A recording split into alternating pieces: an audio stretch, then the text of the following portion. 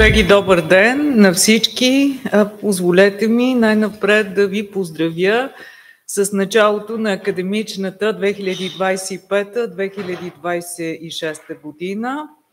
И най-важното за днес, скъпи първокурсници, имам удоволствието като декан на факултета по журналистика и масова комуникация да ви кажа добре дошли и да ви пожелая успех в ученето и изследванията по журналистика и връзки с обществеността.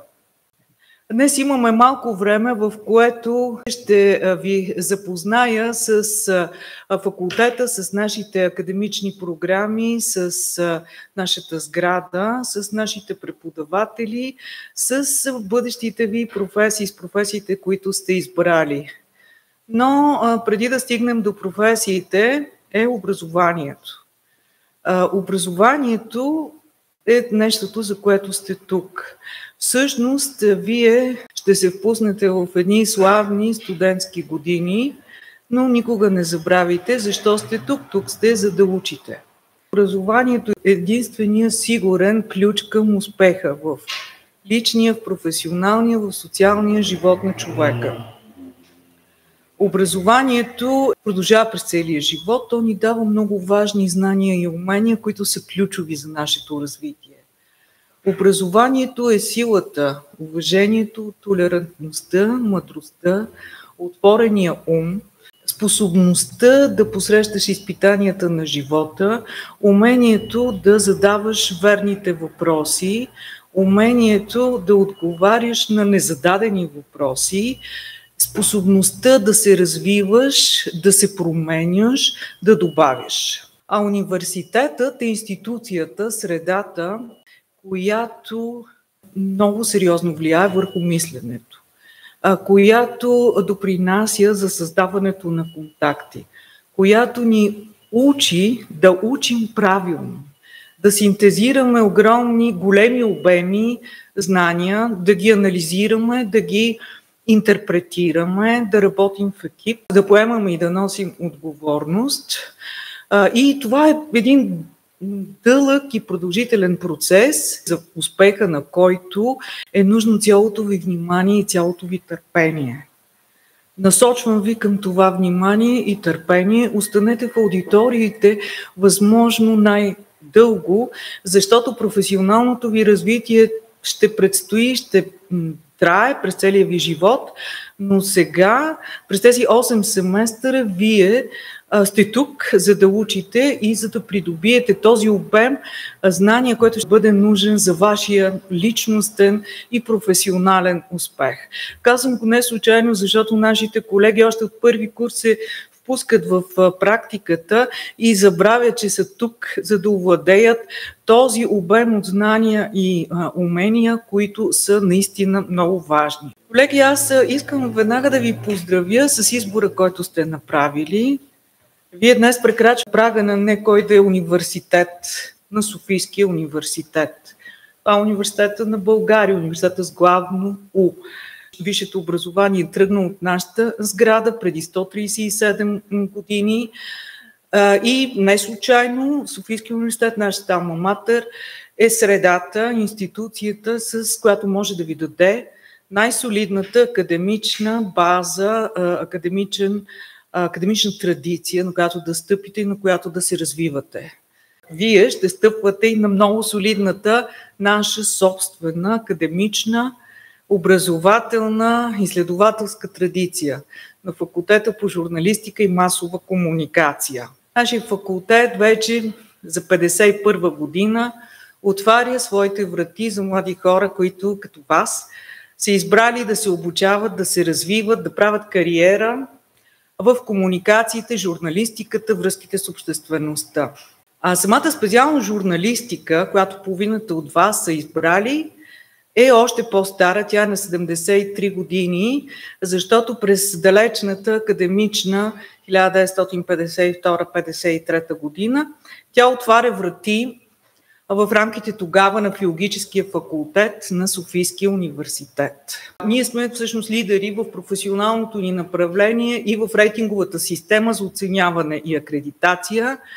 И какво ви дава всичко това на вас, нашите нови студенти, освен увереността, че дипломите ви са авторитетни, че тежат и че се уважават навсякъде по света. Аз се надявам, по-скоро вярвам и още по-скоро съм сигурна, че ние ще ви дадем онази подготовка, която ще ви бъде изключително важна, за да се адаптирате и реализирате успешно в много турбулентна, бих казала, професионална среда. За целта бъдете активни, взискателни, инициативни, възползвайте се от срещите със своите преподаватели и, разбира се, с своите студенти. Ние като факултет обитаваме тази сграда, в която се намираме от 50 години. Това е знакова сграда. Паметник на културата от национално значение и ние имаме щастието в идеалния център на София да я ползваме. Пазете, обичайте нашата сграда. Тази зала, в която се намираме, е най-голямата ни зала, нашата аула Магна. Освен това, в западното крило, което излиза от поредната реконструкция, се намират 5 нови аудитории, компютърни зали, в които и вие ще учите и ще работите със своите преподаватели. В папките, които ще ви раздадем след малко, се намира вашия разпис и също така кратка информация, която сте получили при записването за системата за студентска информация СУСИ, за eLearn Moodle, нашата платформа за обучение, за сайта, за социалните мрежи, за всички начини, канали за комуникация между вас и нас. Ако имате някакви двоумения, съмнения, въпроси, моля, обръщайте се към курсовите ръководители на първи курс, за първи курс журналистика, курсов ръководител, асистент доктор Миляна Велева, задочно и редовно, а за специалността връзки с обществеността, курсов ръководител е доцент доктор Александър Христов. Разбира се, вие ще общувате с нашите инспектори на отдел студенти и на учебен отдел, с ръководителите на катедри, които администрират вашето обучение и по всяко време сте поканени за въпроси към деканското ръководство и лично към мен. Няколко думи за нашите програми. Аз казах, че са високо ценени в нашата страна на светлинни години от програмите на други факултети, които обучават в нашето професионално направление. Колеги, вие имате всички основания да се гордеете, че ще учите именно тук, защото факултетът ни разполага с най-мощния в образователно, в научно-изследователско отношение преподавателски състав. 45 щатни преподаватели само в факултета. Всички те са професори, доценти, асистенти, доктори на науката в нашето направление, комуникациите. Освен нашите преподаватели, които са на основен трудов договор, вие ще се срещате с преподаватели от 6 други факултета на Софийския университет. Философски факултет, факултета по славянски филологии, факултета по класически и нови филологии, стопански факултет, юридически факултет. Възползвайте се от този наистина мощен преподавателски научен опит. Освен тези преподаватели, които са на трудов договор, т.е. щатни на университета, вие ще се срещате с повече от 100 хонорувани преподаватели. Това са нашите практици или учени от други висши училища и от Българската академия на науките. Наистина няма в пъти, не в пъти, а в десетки пъти този преподавателски състав е по-силен и не само количествено, а и качествено от това преподаване, което можете да получите другаде. Преподаваме и високо знание, класическо и модерно познание. Освен това, практическите курсове, които ние предлагаме, са много важни, полезни и задължителни. Тези практически курсове не просто ще ви подготвят за вашата бъдеща реализация. Тези практически курсове са на един университетски терен, който съответно дава по-универсални нагласи, стандарти подготовка от цеховото обучение в съответната медия или агенция. Обучението в съответната медия и агенция няма да ви се размине, но придобийте сега това, което ние предлагаме и ще установите след години, може би не веднага, че това е верният път. Сега за нашите професии. Нашите професии са не просто обгърнати със слава, професии, които са свързани с публична известност, пътувания и прочее. Нашите професии са тежък товар. Не искам да ви плаша, но нашите професии са свързани с такава отговорност пред обществото, с която са натоварени малко други професии, имплицитни очаквания, на които ние трябва да отговаряме. Вие ще работите и ще се учите в една социална и професионална среда, в която предизвикателствата и заплахите пред журналистиката и комуникациите растат. И то в условията на глобална икономика и на цифрова среда. При много трудни икономически условия, при фалшиви новини, дезинформация, кризи на доверието, кризи на съдържанието и прочее. Но задълженията, отговорностите на нашите професии не са отменени. Те нарастват.